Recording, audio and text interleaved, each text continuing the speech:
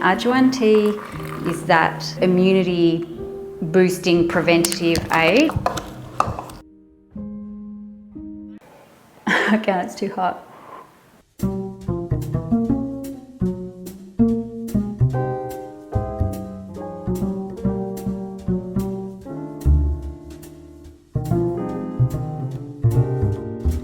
Ajwain leaf is different from the seed, and not in the obvious way, which is to say, obviously, Sarina, the seed is different to the leaf. But the leaf or the seed is prized for its digestive capacity and the leaf for its respiratory. So we do make Ajwain seed teas as well, but they're digestive teas. It's got very pungent, almost thyme, T-H-Y-M-E, as in the herb, aroma, but with more intensity and ethnicity, if I can say it that way. But the leaf is really interesting. The aroma of the leaf is Ajwain-esque, though not nearly as strong. And I think what you can see from the leaf is it's spongy and quite thick. It has a gel inside, and they're crushed and then steep them in hot water and just serve with honey. I'm gonna bruise them, and I don't need to be very violent. Last time I was here visiting Shivani, we went for an evening walk and bumped into one of her neighbours whose child had a cold, and she started to talk to us about Ajwain tea or Ajwain leaf tea. And what her neighbour said was this: you start to bruise them until the liquid's actually coming out. If you feel a cold coming on, the same way that I remember everyone was mad for echinacea for a while when we were kids. I might do a little bit more.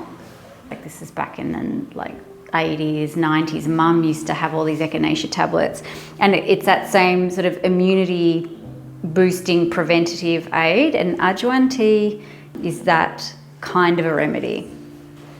You just wait for that to steep. And generally when you're dealing with sort of tips for making like home herbal teas, what we're waiting for is for the water to change colour. Now, depending on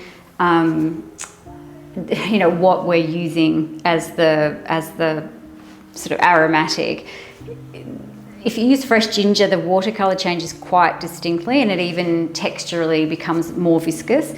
Things like mint tea, fresh mint leaf, Ajwain leaf, I presume, instead of a real change in the viscous nature of the water, you'll get just a softened tinge, so that soft green comes through the water.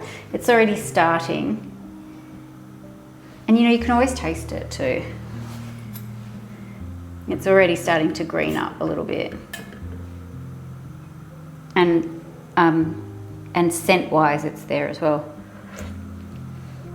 And taste as well. It's actually really lovely. It's honeyed even without honey on its own. That's interesting and unexpected. Now, there's quite a few recipes for this style of tea on my channel. So there's a fenugreek seed tea, there's a zirapani or a cumin seed tea. Obviously, there's an adrak chai or a ginger tea that has milk and actual tea leaf. The others are just steeped spice.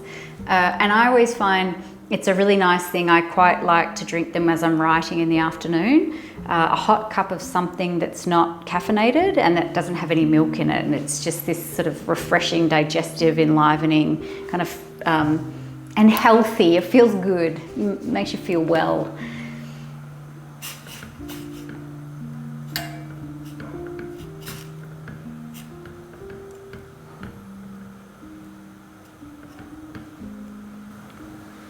Once it starts to bubble, okay. Now, part of knowing the readiness of it is that I can see that the leaves have also discoloured in the water a little.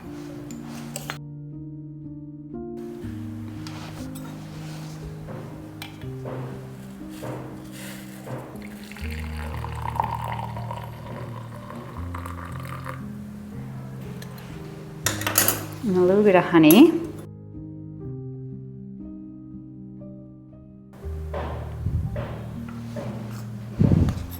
Now, the reason I don't put a lot of honey in these teas for a few reasons. Well, really for one main reason.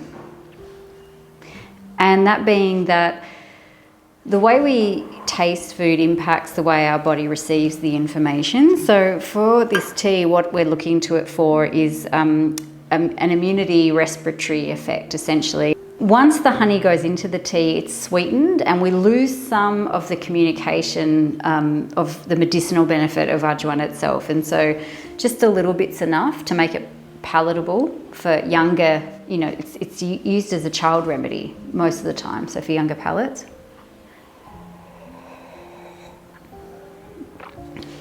It's very fresh, but it has a building, almost black pepper menthol effect, and I can feel it warming this part of my chest in the same way that it feels warm when you might use a eucalyptus or a Vicks or a menthol rub, you know, on a chest to relieve congestion. So you're doing it from the inside out. It's beautiful.